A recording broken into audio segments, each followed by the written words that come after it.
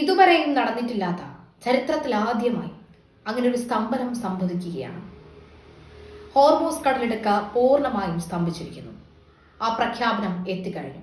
പശ്ചിമേഷ്യയിൽ സംഘർഷം തുടരവെ ഇറാഖ് തീരത്ത് 2 എണ്ണക്കപ്പലുകൾക്ക് നേരെ ഇറാൻ നടത്തിയ ആക്രമണത്തിൽ ഇന്ത്യക്കാരൻ കൊല്ലപ്പെട്ടു.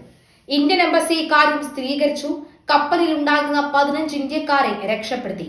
US കമ്പനിയുടെ ഉടമസ്ഥയിലുള്ളതാണ് കപ്പൽ. രക്ഷപ്പെട്ട ഇന്ത്യൻ നാവികരുമായി നിരന്തരം ബന്ധപ്പെടുകയാണ് എന്നും സാധ്യമായ എല്ലാ സഹായങ്ങളും നൽകുന്നുണ്ടെന്നും എംബസി അറിയിച്ചു കഴിഞ്ഞു. ഇറാഖിലെ പ്രധാന ആഴക്കടൽ തുറമുഖമായ അൽ ഫോയിക്ക് സമീപമാണ് സ്ഫോടക വസ്തുക്കൾ നിറച്ച ബോട്ടുകൾ ഉപയോഗിച്ച് ആക്രമണം നടത്തിയത്. US ഉടമസ്ഥയിലുള്ള കപ്പലുകൾ ഉൾപ്പെടെ 2 ടാങ്കറുകൾക്ക് ആക്രമണത്തിൽ കനത്ത നാശനഷ്ടങ്ങൾ സംഭവിച്ചു. US ആസ്ഥാനമായുള്ള സഫീസിയ ട്രാൻസ്പോർട്ട് ഇൻകോർപ്പറേറ്റഡിന്റെ ഉടമസ്ഥയിലുള്ളതും മാർഷൽ ഐലൻഡ്സ് പതാക വഹിക്കുന്നതുമായ സഫീസിയ വിഷ്ണു ഗ്രീസ് ആസ്ഥാനമായുള്ള കമ്പനിയുടെ ഉടമസ്ഥയിലുള്ളതും മാൾട്ടീസ് പതാക വഹിക്കുന്നതുമായ സെഫിറോസ് എന്നിവയുമാണ് ആക്രമിക്കപ്പെട്ടത്. ഇരു കപ്പലുകളിലുമായി ഏകദേശം 4 ലക്ഷം ബാരൽ ഇറാഖി എണ്ണ ഉണ്ടായിരുന്നതായി ഷിപ്പ് ട്രാക്കിംഗ് വെബ്സൈറ്റുകൾ റിപ്പോർട്ട് ചെയ്യുന്നു. ആക്രമണത്തെ തുടർന്ന് കപ്പലുകളിൽ വൻ സ്ഫോടനവും തീപിടുത്തവും ഉണ്ടായതായാണ് വിവരം.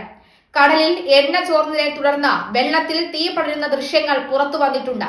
2 കപ്പലുകളിലുമായി ഉണ്ടായിരുന്ന 38 ജീവനക്കാരെ ഇറാഖ് അധികൃതർ രക്ഷപ്പെടുത്തി ബസ്രയിലേക്ക് മാറ്റി. ഇതിൽ സഫീസിയ വിഷ്ണുവിലെ 27 ജീവനക്കാരും ഉൾപ്പെടുന്നു. ആക്രമണത്തെ തുടർന്ന് ഇറാഖിലെ എണ്ണ ടെർമിനലുകളുടെ പ്രവർത്തനം താൽക്കാലികമായി നിർത്തിവെച്ചു. ഇറാനിയൻ ചാവേർ ആക്രമണമാണ് കപ്പലിന് നേർക്കുണ്ടായതെന്നാണ് നിഗമനം. ഇറാനിയൻ ആളില്ലാ ബോട്ട് വാഹനമോ അല്ലെങ്കിൽ ചാവേർ ബോട്ടോ ആകാം കപ്പലിൽ ഇടിച്ചതെന്നാണ് വിലയിരുത്തപ്പെടുന്നത്.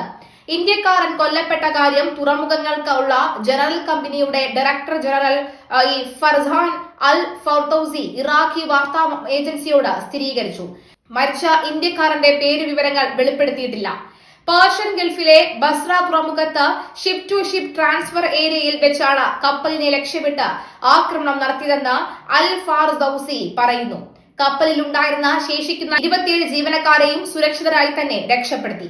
ഇവരെ ബ്രസീലിലേക്ക് മാറ്റിയതായും അദ്ദേഹം അറിയിച്ചു.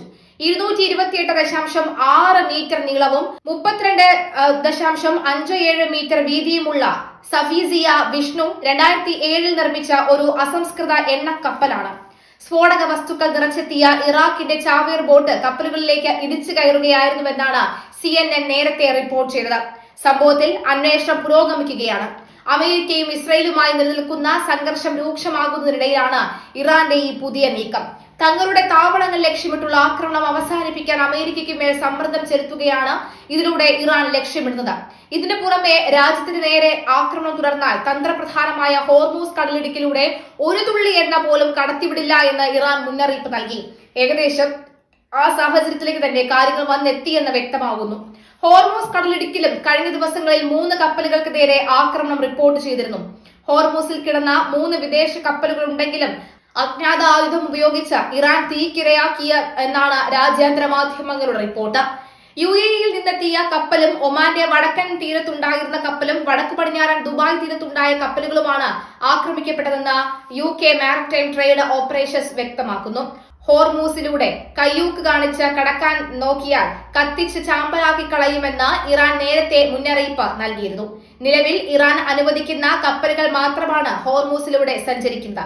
പുലർച്ചെ 2 ഇന്ത്യൻ കപ്പലുകളെ കടത്തിവിട്ടിരുന്നു. അതിനിടെ US സൈന്യം ഇറാന്റെ 16 മൈൻ നിറച്ച കപ്പലുകൾ തകർത്തുവെന്ന് ട്രംപ് അവകാശപ്പെടുന്നു. 12ാം ദിവസവും യുദ്ധം അവസാനിക്കുന്ന സൂചനയില്ലെന്നാണ് ഇറാന്റെ കനത്ത ആക്രമണത്തിൽ നിന്നും വ്യക്തമാകുന്നത്. 55 കിലോമീറ്റർ വീതിയുള്ള ഹോർമൂസ് കടലിടുക്ക് ഇറാൻ അടയ്ക്കുന്നതോടെ ലോകം മുഴുവൻ പ്രതിസന്ധിയിലാകും.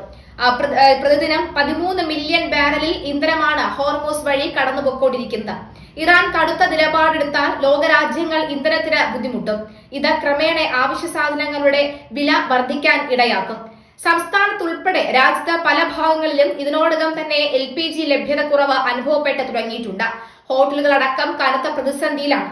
സൈനിക അഭ്യാസത്തിന് മണിക്കൂറുകൾ മാത്രം ഇറാൻ ഹോർമൂസ് ഫെബ്രുവരിയിൽ അടച്ചതോടുകൂടി 6% ഇന്ധനവിലയിൽ വർധനയുണ്ടായത്. നിലവിലെ സ്ഥിതി തുടർന്നാൽ ക്രൂഡ് ഓയിൽ ബാരലിന് $200 കടക്കുമെന്നാണ് വിലയിരുത്തൽ. അതേസമയം UAE-യിൽ നിന്ന് പുലർച്ചെ ഇറാന്റെ ആക്രമണ ശ്രമം ഉണ്ടായിരുന്നു. ദുബായ് ക്രീക്ക് ഹാർബറിന് സമീപമുള്ള താമസ കെട്ടിടത്തിന് മുകളിൽ ഡ്രോൺ പതിച്ചു. കെട്ടിടത്തിൽ നിന്ന് ആളുകളെ ഒഴിപ്പിച്ചു. ആർക്കും പരിക്കുകളില്ലെന്ന് ദുബായ് മീഡിയ ഓഫീസ് അറിയിച്ചു. ഇസ്രയേൽ US സൈനിക കേന്ദ്രങ്ങളെ ലക്ഷ്യമിടാൻ ചൈനീസ് സാറ്റലൈറ്റ് നാവിഗേഷൻ സംവിധാനത്തെ ഇറാൻ ഉപയോഗിച്ചതാകാം എന്ന് വിദഗ്ധർ അഭിപ്രായപ്പെട്ടു. ആക്രമണത്തിലെ കൃത്യത ഇതാണ് തെളിയിക്കുന്നതെന്ന് ഫ്രാൻസിന്റെ മുൻ വിദേശകാര്യ ഇന്റലിജൻസ് ഡയറക്ടർ അലൈൻ ജൂലെ പറയുന്നു. അതിനിടെ യുദ്ധം അവസാനിപ്പിക്കാൻ 3 നിബന്ധനകൾ ആണ് ഉള്ളതെന്ന് ഇറാന്റെ പ്രസിഡന്റ് മസൂദ് പസഷ്കിയാൻ. ഇറാന്റെ പരമാധികാരം അംഗീകരിക്കണം, നാശനഷ്ടങ്ങൾക്ക് നഷ്ടപരിഹാരം വേണം, ഭാവിയിൽ സംഘർഷം ഉണ്ടാകാതിരിക്കാൻ രാജ്യാന്തര തലത്തിലെ ഉറപ്പ് എന്നിവയാണ് ആവശ്യം. യുദ്ധം അവസാനിപ്പിക്കാനുള്ള നിബന്ധനകളോട് US ഉം ഇസ്രായേലും പ്രതികരിച്ചിട്ടില്ല.